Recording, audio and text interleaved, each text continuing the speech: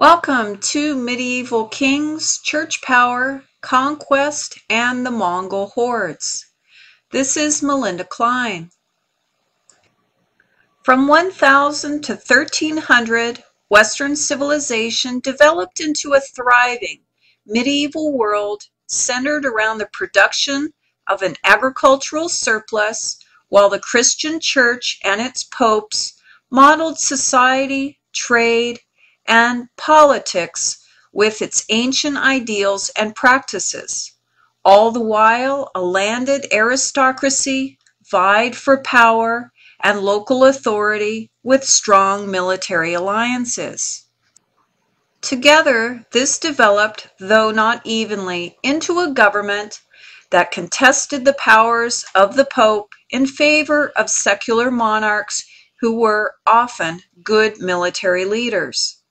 This period of the High Middle Ages was a time of reform, conquest in the name of God, economic revival of long-distance trade and commerce with a growing population. From the age of 7, William the Duke of Normandy, France, as head of state in his time, he would gain political and military experience in dealing with invasions and rebellions.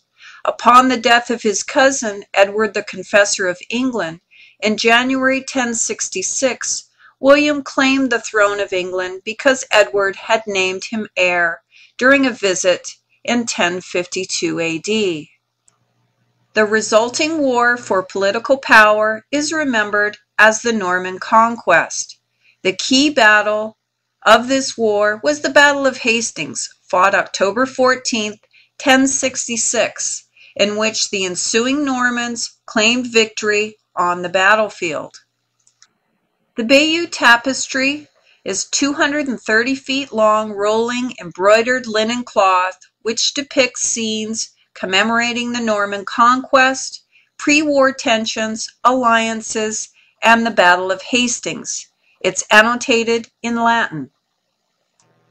The Domesday Book was the record of English property and property holders across the realm. It was completed in 1086, made for William and his government, similar today as a census. The Magna Carta was originally an English charter from 1215. It is the most significant early English document that led to the rule of constitutional parliamentary law of modern times. The Magna Carta was created because of the disagreements between the Pope, King John, and his English barons. The Magna Carta required the king to renounce certain rights and respect legal procedures, and most importantly, the outcome of this political move was that the will of the king could be bound by law.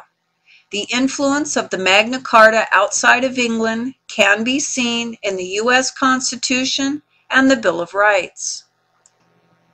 As Europe became a civilization, it remained defined to one geographical area.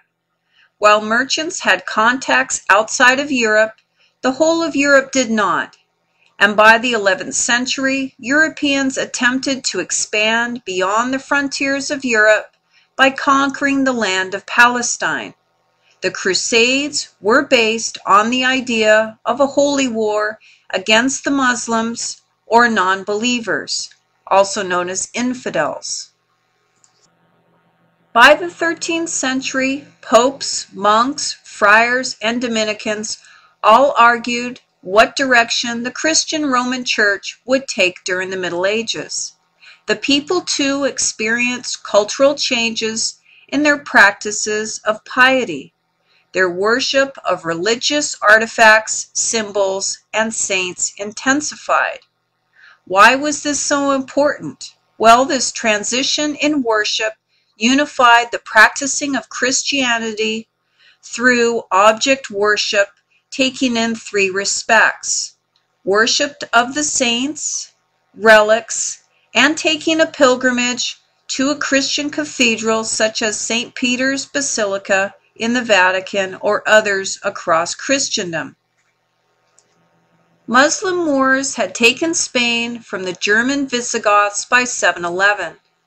While the Hispanic, post-Roman, Greek-German population fought against Muslim rule, it persisted until Spain was unified again in 1492 by Queen Isabel and Ferdinand. This effort to end Muslim rule in Spain, which was weakened by the 11th century, was orchestrated as the Reconquista, for Christians, the Reconquest. El Cid became one of the most well-remembered of the Spanish Christian warriors to aggressively battle against the Moors. The eruption across Eurasia of the Mongols, an aggressive steppe nomad people, remains one of the most successful military undertakings of all time. Within 30 years, the campaigns of Genghis Khan took the cavalry east to China, Korea, and attempted to invade Japan, to Russia, and Hungary in the west, and south to Persia and the present-day Middle East.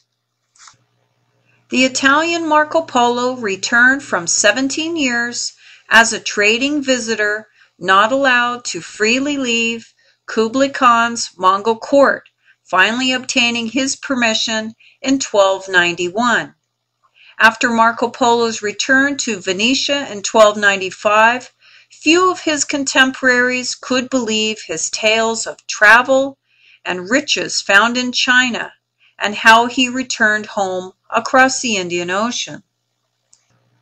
The Mongols are pastoral people now found in Eastern, Central Asia, including the Republic of Mongolia, parts of China, and Russia.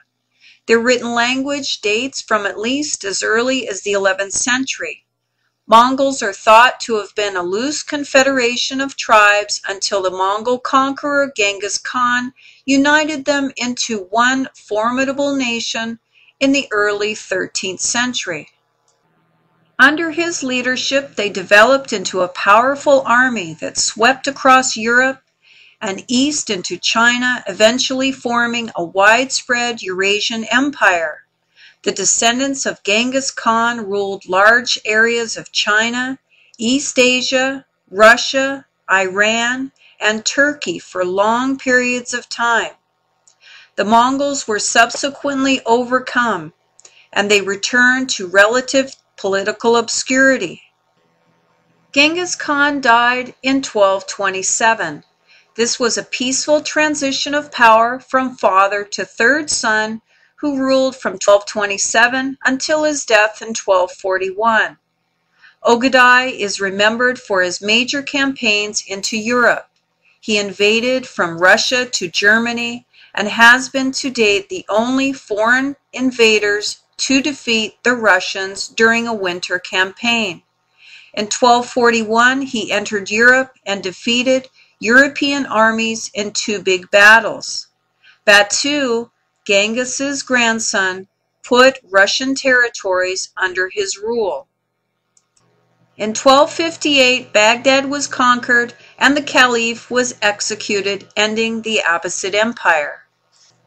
By 1260, the majority of the Middle East became known as the Il-Khan Islamic State of the Mongol Empire. In a time of internal political strife, Timur was able to rise from obscurity to establish power within the failing and disunited Il-Khan Mongol state. As an overview, the empire of the Mongols migrated, conquered, east to Korea and west to Germany and south to the Middle East. Nomadic peoples backward and held their property and animals. The horse provided everything. The Mongols were excellent in warfare and created a military state full of power and heroics, an enjoyable process for them.